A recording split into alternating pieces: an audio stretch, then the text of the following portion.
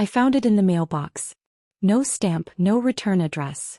Just my name, Emma Whitmore, written in bold, shaky handwriting that looked far too familiar. The envelope was thick. Heavy. Like it carried more than just paper. Like it carried something I wasn't ready to hold. I didn't open it right away. My hands wouldn't stop trembling. I just stood there on the porch of the old estate my grandfather had left behind, with the morning wind brushing past me and a slow creaking sound coming from the rusted gate down the path. Inside the envelope I already knew what it would be. Court papers. They'd finally done it. After 22 years of silence, they were coming for what they thought should be theirs. My parents. Charles and Victoria Whitmore. The same two people who left me on Grandpa's doorstep at 5 years old like I was trash they couldn't afford to carry anymore. I stepped back into the house, closing the door behind me. The echo bounced through the empty hall, followed by the low tick, tick, tick of the grandfather clock in the parlor. That sound always comforted me as a girl. Today it sounded like a countdown. I sat at the kitchen table where Grandpa used to read his morning paper, steam rising from his coffee as he said things like, "The world's noise is loudest when it's wrong." I tore open the envelope. Notice of civil action. Plaintiffs, Charles and Victoria Whitmore. Defendant, Emma Whitmore. Claim, undue influence. Request for full reversal of will and distribution of estate. My stomach dropped. For a moment, everything in the room blurred, the sound of my heartbeat overtaking the world around me. They were accusing me of manipulating him. The man who raised me. The man who gave up everything to protect me. They wanted it all back. The house, the business, the money, the name, as if they ever deserved any of it. I pressed the papers down to stop them from shaking. My hand landed on the edge of a coaster. Leather cracked from years of use. Grandpa's favorite. I could still smell his aftershave faintly soaked into the grain. Clean, sharp like old pine and morning rain. I didn't cry. Not yet. I just sat there staring at the floor as the sound of the clock grew louder and louder. Tick, tick, tick. Before I go further, tell me in the comments where you're watching from. And if you're hooked already, hit like and subscribe. These stories are just beginning. The day I first met the lawyer, it rained so hard the gutters overflowed. I stood under the marble awning watching the water fall in sheets off the roof. Robert Hayes was the kind of man who looked like he never forgot anything. Thick glasses, tight jaw, hands that didn't shake when he handed me a folder filled with every brutal detail of the lawsuit. "They're filing fast," he said. "They've got a team. High profile. Your father's connections are deep." Of course they were. He was Charles Whitmore. A once respected investment tycoon with enough fake charm to sell sunshine in a hurricane. "They're going to try and make this public," Robert added. "Dig up anything they can. Even make things up if they have to." "They already made me up," I said quietly. "I was just a headline to them, the granddaughter who got lucky." Robert looked at me for a long second. Then he said, "We're not going to let them take what's yours." But he didn't sound sure. Not yet. The night before the court hearing I couldn't sleep. I walked through the halls of the mansion with just a candle like I used to when I was small. The shadows on the walls stretched long and soft, moving like ghosts. Grandpa's photo sat on the mantel. His smile quiet, eyes full of that old wisdom that always made you stop and listen. On the table nearby sat the journal. His journal. Leather-bound. Worn edges. Smelled of tobacco and thyme. He gave it to me on my 16th birthday. "For your truth," he'd said. "Because one day someone's going to try and erase it." I opened to the last page. My eyes landed on the final line he ever wrote. "Truth in the wrong hands turns to poison." I closed it slowly, pressing my palm against the cover. "And I made a promise they will not rewrite me." Courtroom. 8:52 a.m. downtown Los Angeles. The place smelled like polish and pressure. Marble floors. Cold air conditioning. Reporters already buzzing by the doors, cameras slung low, waiting for the next soundbite. I walked in alone. Charles and Victoria were already seated. Dressed like they'd walked out of a photo shoot. Her in an all-black tailored suit, his jaw tight behind a silk tie. They turned to see me. And they smirked. That same smirk I remembered from the last time I saw them. When they left me at Grandpa's front steps and told me to be a good girl. Victoria tilted her head, that fake warmth crawling back. "Emma," she whispered. "You look just like your grandfather." I ignored her. Took my seat. Robert leaned in. Let them talk. Let them dig their own grave. The bailiff announced the judge. Then came the moment I didn't expect. Judge Marcus Nolan stepped in, a tall man, silver-haired, eyes like stone. He shuffled to the bench, flipped through the case file, then paused. He stared at me, longer than normal. Then, without looking up, he said, his voice quiet but clear. Wait, you're... Everyone froze. Even Charles sat up straighter. Victoria blinked. I stared back, unsure what to say. Excuse me? I asked. He looked up now fully. His eyes scanned my face.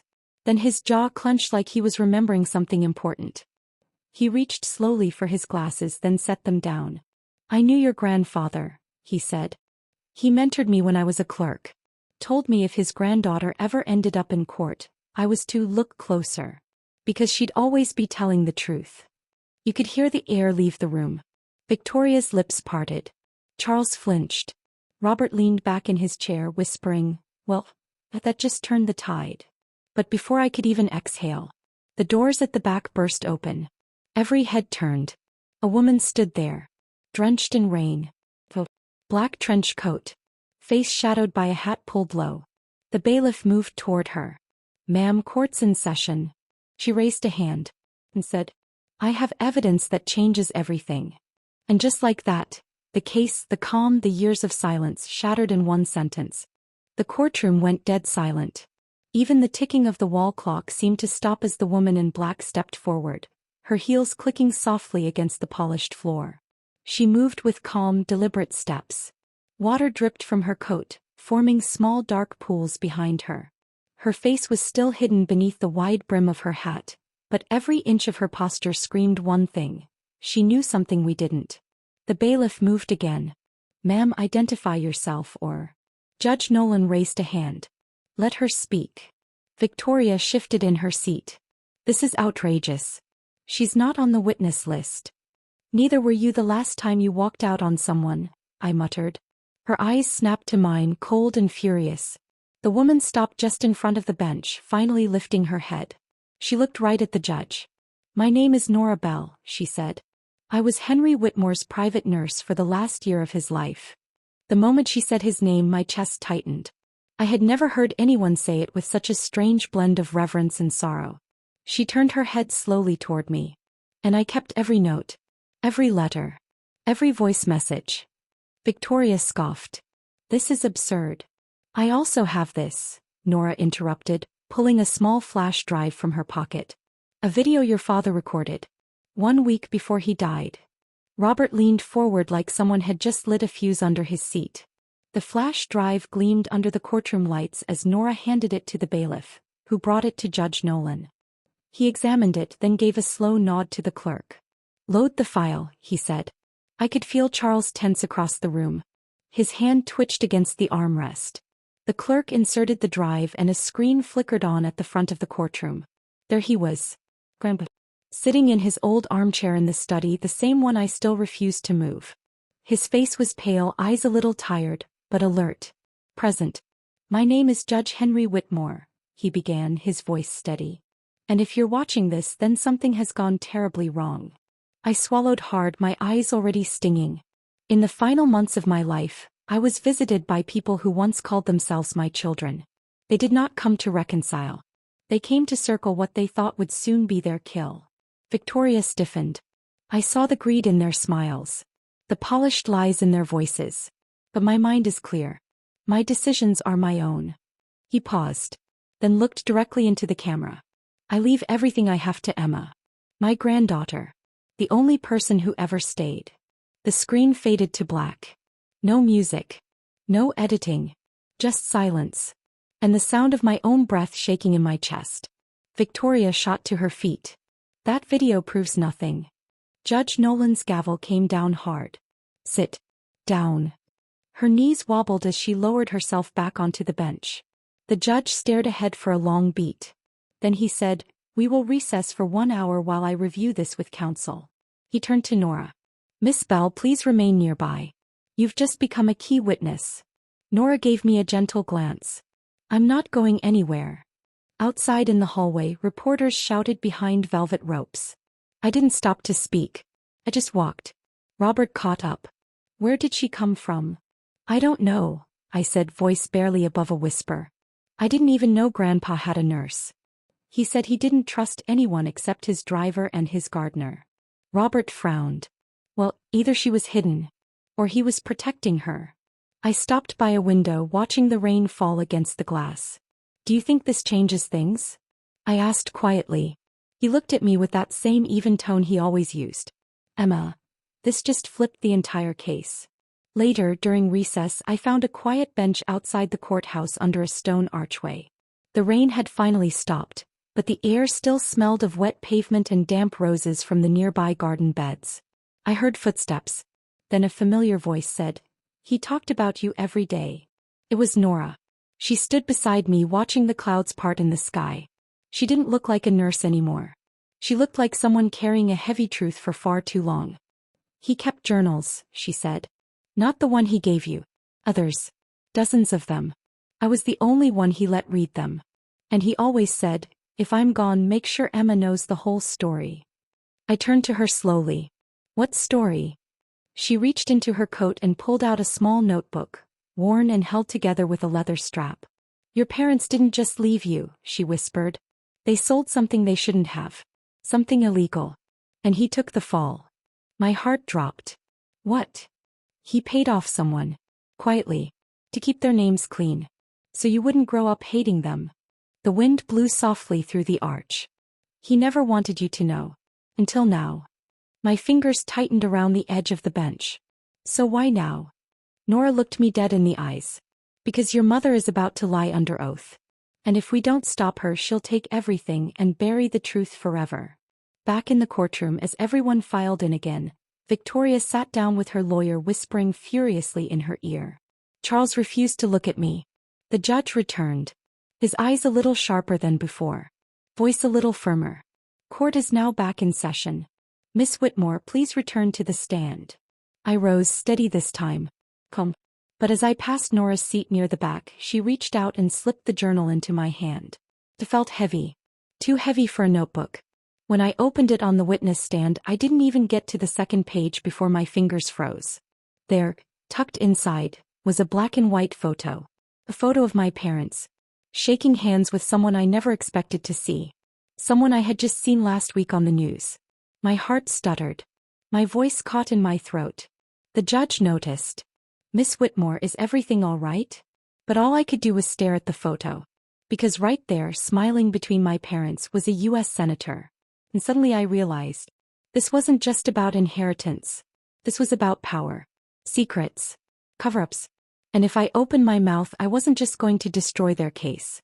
I might destroy something much bigger. The photo burned in my hand. My parents, young, polished, and smiling fake smiles, stood on either side of a man I'd only ever seen behind a podium or on the news. Senator Thomas Elridge. A man who built his entire career on family values and clean governance. Now there he was, shaking hands with Charles Whitmore and Victoria Gray, as if they'd all just sealed a deal. The courtroom faded around me. I didn't hear the judge call my name again. Didn't hear Robert whisper my name from across the room. My entire world had tilted. Not just because the man in the photo was powerful, but because this exact photo had been used last week during a segment on Elridge's upcoming run for vice president. And now it was in my grandfather's private journal. Hidden. Protected. Waiting. I forced myself to breathe. "Miss Whitmore." Judge Nolan said again, his voice careful. "Would you like a moment?" "No," I said quickly, closing the journal. "I'm ready." Robert gave me a look, the kind that meant, "Tell me later. But not now. Stay sharp." "I want to clarify a few things," Robert said once I was back on the stand. He picked up a page and turned to me. "Can you tell us what your relationship was like with your grandfather in the last year of his life?" I nodded. It was the same as it had always been. Honest. Close. He confided in me. We had dinner together almost every night. He shared his thoughts, his frustrations, even his fears. "Did he ever express concern about your parents?" I hesitated, then answered slowly, "Yes. He said he knew they would come back after he died. He just didn't expect them to be bold enough to do it while I was still mourning him." "Objection," Graves snapped. "Speculative." "Overruled." the judge said immediately. Miss Whitmore, continue. He made arrangements to protect the will. To protect me, I said. He didn't just write down what he wanted. He recorded it. Left letters. Diaries. And most of all, he warned me that the real reason they were gone for so long wasn't just selfishness. It was something else. I glanced at Nora. She nodded once. Robert stepped back. No further questions at this time, Your Honor. Graves rose, walking toward me with that oily confidence. Miss Whitmore. You seem very composed. I didn't answer. You've told us a story of abandonment, of sudden wealth, and of betrayal. A very sympathetic story, I must say. He turned to the jury. But isn't it convenient that all of these letters and videos appeared only after your parents filed suit? I leaned forward. Are you suggesting I forged my grandfather's entire life? He smiled tightly. I'm suggesting that people with $1 billion motive have done worse. I don't care about the money, I said. A soft murmur rippled through the courtroom. Graves seized on it. Oh, then why contest the suit at all? Why not walk away and live peacefully? Because this estate isn't about cash, I snapped. It's his legacy, his truth. And I won't let two people who haven't spoken to him in 2 decades rewrite it. He stepped closer.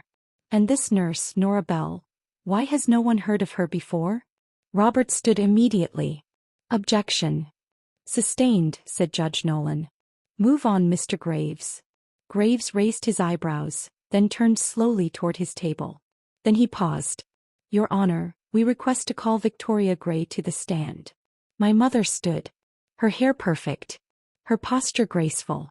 But I could see the tension in her neck. The small tremble in her fingers as she adjusted her black dress. She walked past me without a glance. Mrs. Gray, Graves began smoothly. Do you love your daughter? Victoria blinked, her voice soft. Yes. Why did you leave her? Her mouth trembled. It wasn't safe. Henry, my father-in-law, he was controlling. He didn't want us to raise her. Lies. Every word.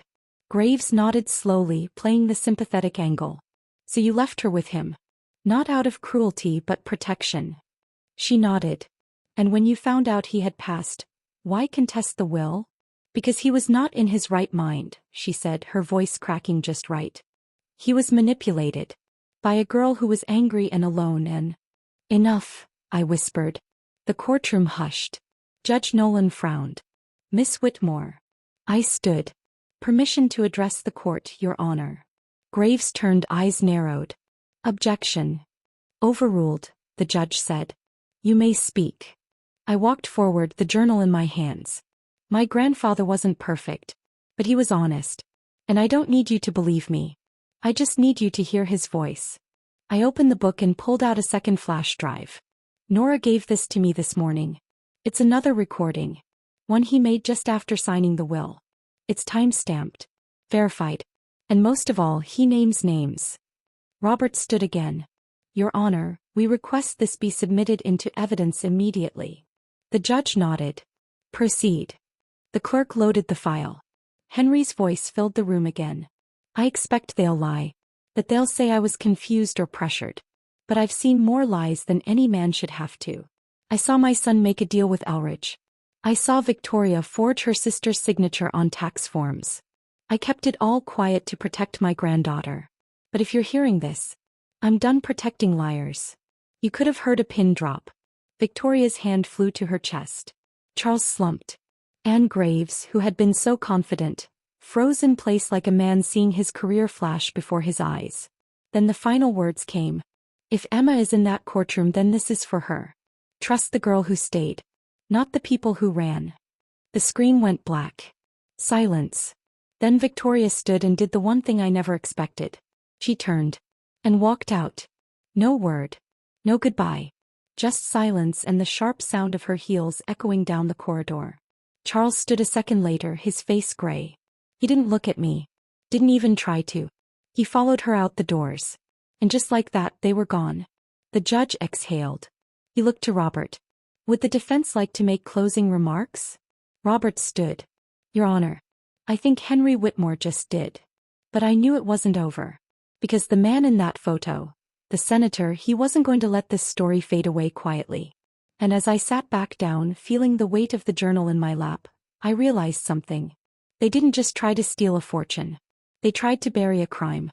And I had just dug it back up. The silence after court ended wasn't peace. It was pressure, thick and strange like air before a storm. I sat in the backseat of Robert's car, staring out the window as Los Angeles blurred past in streaks of color and noise. Reporters swarmed the steps outside, but I didn't stop. I couldn't. Not yet. Robert glanced at me through the rearview mirror. They left before the judge could issue sanctions. That's telling. They didn't come for justice, I said. They came to erase the truth. And when that didn't work, he nodded. They ran. My phone buzzed. Nora Bell. I answered quickly. Hey. Her voice was low. You need to come back to the mansion. Now.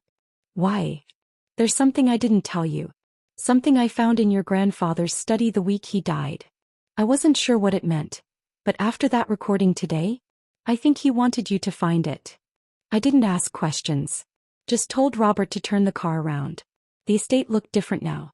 The same gate. The same winding driveway through the cliffs. But something had changed. Like the truth echoing through the courtroom had shaken the very bones of the house. Nora met us at the front door, her hair pulled back, face pale. I didn't know if I should show you this before the trial, she said. But now. She led me to Grandpa's study. Past the shelves of old books. The fireplace still covered in the ashes of the last fire he'd ever built. She stopped by the far wall and pointed to a large portrait. An oil painting of my grandfather at a gala, a rare smile on his face. Help me lift it. Robert stepped in and together we tilted the frame off the wall. Behind it, a small metal panel. Keypad. Nora handed me a yellowed envelope. Your name was written on the front in his careful block handwriting. I opened it slowly. Inside, a single code. And a note. Emma. If they ever come for you, dig deeper. The truth I couldn't speak is under the floor. The panel beeped. The wall clicked. And a narrow section swung open. Behind it, a wooden staircase, steep and narrow, leading into pitch blackness. Robert grabbed a flashlight. I grabbed the journal. We went down. The air changed. Musty. But not like mold, like time. The basement wasn't on any blueprint. I knew because I'd once asked. He told me, not all rooms are meant to be seen. At the bottom was a single heavy door. Unlocked. Inside, a small room lined with file cabinets, boxes, and one old desk with a banker's lamp still intact. Robert turned on the light. The room hummed to life. We stepped inside. And that's when I saw the folder. Labeled in bold red letters. Outrage/Whitmer. Blackmail 2004 to 2010. I froze. Robert opened it. Inside, bank statements, notarized transcripts, wire transfers, and a single photo. My mother standing in front of a gated building labeled Wellbrook Private Clinic. She was pregnant. Nora gasped softly. Emma, that's not you. That's dated a year after your birth. What? I grabbed the photo. That doesn't make sense. I'm an only child. Robert's voice dropped. Are you? The folder had more. A copy of a sealed birth certificate. A private medical report. Notes in my grandfather's handwriting. Careful. They gave away the second baby. Sold him to keep the deal with Elridge quiet. Victoria was paid to disappear. Charles cleaned the records. They thought I never found out. But I did. I backed into the wall, my heartbeat thudding in my ears. I have a brother? Robert turned the final page. A blurry surveillance photo. A young man, early 20s, blonde hair, eyes like mine, standing outside a corporate building in D.C. My grandfather's note read, name unknown. But I tracked the address. If anything happens to me, he may already be in danger. Silence. Then Nora said it aloud. They didn't come for the money, Emma. They came to hide him. I staggered back up the stairs. Everything felt sideways. My entire life I thought the fight was over. But this wasn't just an inheritance battle. It was a cover-up. A crime that had been hidden for 20 years. I pulled out my phone. The number Grandpa had left me in the back of his journal. No name. Just, in case they come for the truth. He'll help. I dialed. One ring. Two. A man answered. Emma Whitmore? The voice was gravel and steel. Yes. He paused. Then we don't have much time. They know you've opened the basement. Who are you? He answered with only 5 words. I knew your real brother. His voice stayed in my ear long after the line went dead. I knew your real brother. The weight of those words pulled everything inside me tight. I wasn't standing in my grandfather's mansion anymore. I was standing at the edge of a truth I couldn't yet see, only feel pressing against my ribs like something trying to get out. Robert touched my shoulder gently. You okay? I nodded. I wasn't. He showed up the next morning. A silver sedan pulled up the long drive like it belonged there. No license plate on the front. Windows tinted. A man in his 50s stepped out in a plain navy suit, sunglasses, clean-shaven, like someone who didn't want to be remembered. He walked up the steps and waited without knocking. I opened the door. He took off his glasses and said, Your grandfather called me Briggs. Not my real name. But close enough. You're the one from the journal? He gave a small nod. I worked with Henry for 15 years. Off the record. I wasn't part of his company. I was part of his insurance policy. We sat in the kitchen. Same counter where Grandpa used to make cocoa. Same clock ticking like it always had. Briggs opened a thin leather briefcase and laid out a folder. No label. Just a black dot in the top corner. Your grandfather suspected the blackmail started before you were even born, he said. Someone inside his board. Someone who discovered something about Victoria and Charles that could ruin his legacy. They used that information to control him. What kind of information? He slid a photo across the table. It was blurry, zoomed in. A baby wrapped in blue, being handed to a man in a hospital hallway. The boy wasn't stillborn like the records say. He was sold. I stared at the image, heart thumping. So where is he? We don't know. But your grandfather traced the man in the photo. A fixer. He died 5 years ago. No records. No trail. Robert leaned forward. Then how did Henry know the boy was still alive? Briggs pulled a phone from his pocket. Clicked play. A voicemail. Mr. Whitmore. This is Elijah. I don't know if I should have found you, but I found the journal. I think I'm your grandson. They told me everything was gone. That I was abandoned. But something told me that wasn't the truth. And now I'm afraid. I think they know I'm looking. Static crackles. Please, if you're out there. Then silence. Briggs looked at me. That was 6 months ago. We sat there in the quiet. The truth wasn't just long-armed, it was loud now. It was banging on the doors. I stood. Then we find him. If he's alive, we bring him home. Robert nodded. But first we deal with the people who lied. The second trial came faster than the first. This time we weren't on defense. We sued them. Fraud. Medical deception. Blackmail. Destruction. But the bigger twist? The judge. It wasn't Nolan. It was Elridge's daughter. Judge Danielle Elridge. She stared at me with her father's same cold eyes as I stood before her. Ms. Whitmore, she said, this court will not be used for revenge. I raised Grandpa's journal in the air. This isn't about revenge, I said. It's about finishing what he started. We had evidence now. The photo. The voicemail. And from the safe hidden beneath the floor, a second will. Signed, witnessed, and legal. Leaving a portion of the estate to the unknown second grandchild, Elijah. It read, if ever he be found. Gasps in the courtroom. Reporters rushed to update headlines. Victoria and Charles sat stone-faced. Their eyes darting. But they didn't know the worst was still coming. Just after noon, the courtroom doors opened. Whispers erupted. A young man walked in. Blonde hair. Thin scar down one cheek. Gray hoodie. Eyes like mine. The bailiff stepped forward to stop him. The judge lifted a hand. Let him speak. The man cleared his throat. My name is Elijah Whitmore. I have the DNA report. And the journal your father left behind. He looked directly at my mother. You told me I was nothing. A secret you paid to bury. But I read everything he wrote. And now I know who I am. Victoria stood pointing at him. This is a trick. Elridge banged her gavel. Sit down, Mrs. Whitmore. The room went still. Elijah looked at me, eyes soft. You're Emma? I nodded, tears forming. Yeah. I am. He stepped forward. Reached into his coat. Pulled out a small object. A key. This was in the journal. It unlocks the backup safe. He left a message for both of us. I reached out. Took it. That weight in my chest, the one I'd carried since childhood, loosened. Grandpa had planned everything. Not just the estate. Not just the justice. But the family. He left us pieces to rebuild it. Back home in the hidden room we opened the second safe. Inside. A USB drive. A video file. We played it on the old computer at his desk. His face filled the screen. Soft light. His voice calm. Emma. Elijah. If you're seeing this, then the truth made it through. You were both born into shadows not of your making. But your light, it's stronger than anything they tried to hide. Protect each other. Lead with truth. Forgive when you can. But never ever forget who you are. He smiled gently. You're both Whitmores. The real kind. Not because of blood but because of choice. I turned to Elijah.